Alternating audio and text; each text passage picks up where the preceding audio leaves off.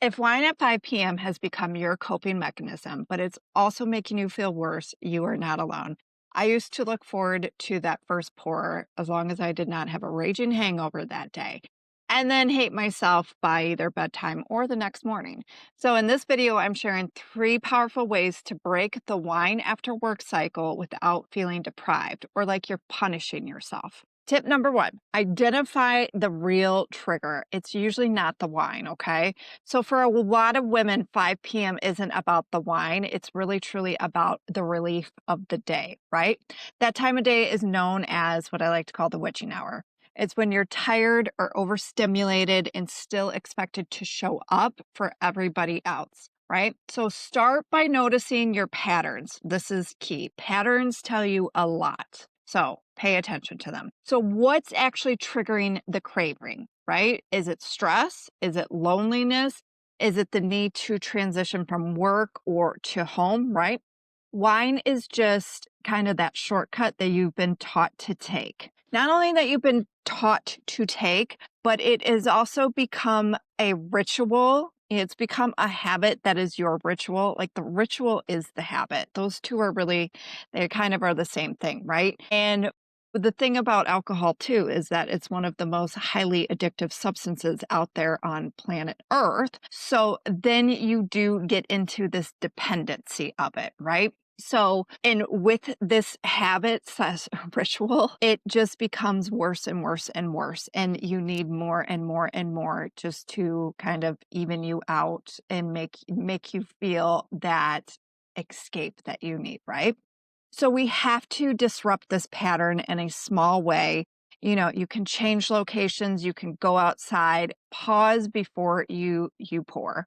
A good thing to do is if you can, depending on where you live, for sure, when you take the pause, deep breath, and going for a walk will truly, truly help. Or doing something during that witching hour that's outside of your house. So a really good thing to do is go and do your workout.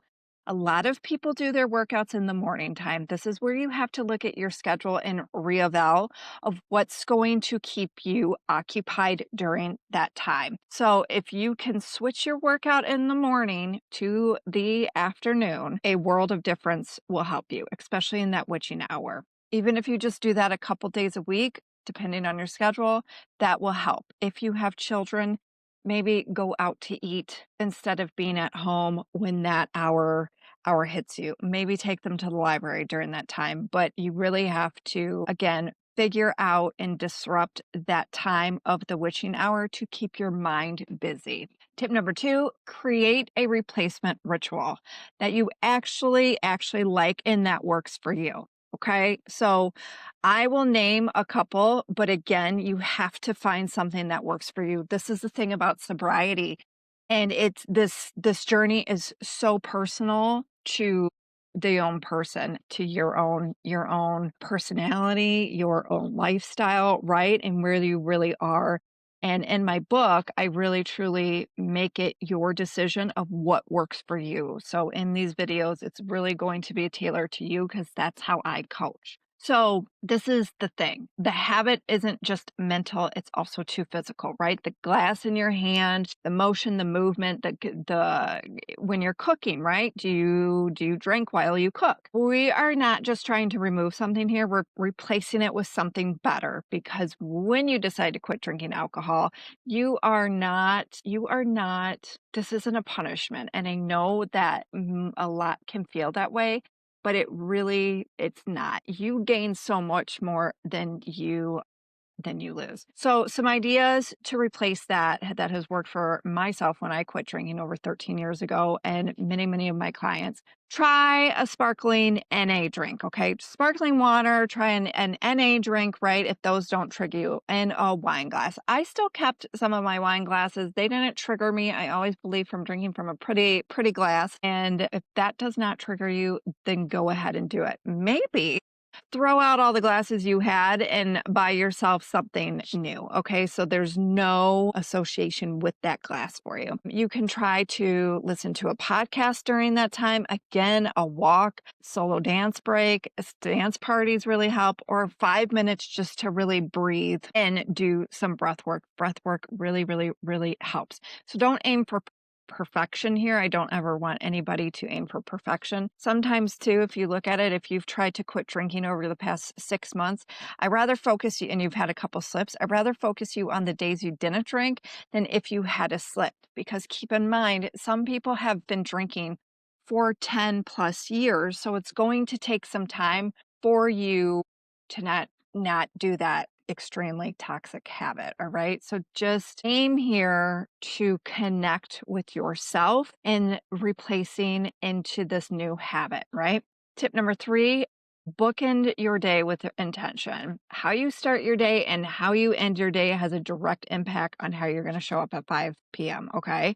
If you wake up frazzled and go to bed with guilt, and that's your only choice, but the truth is it's not. So that's why I created my free morning and nighttime routine guide to give you that rhythm. And I'm going to say this: if you are already a structured person, that is wonderful. But if you have this problematic relationship with alcohol, you are not a structured person because you are still living in a chaotic state with this relationship. Okay. Because that's what it is. You know, people who can quote unquote drink alcohol and are normies, they don't wake up the next day with guilt and shame. You know, they don't wake up to be like, I know I shouldn't be doing this. So I just want to keep that in mind, because a lot of high achievers and perfectionists who already, are on the go, they have this structure in place, but they're still coping. Yeah, it doesn't work. So like I said, you were still living in chaos. So this is important, especially when you are giving up alcohol, to create a new morning and nighttime routine for yourself,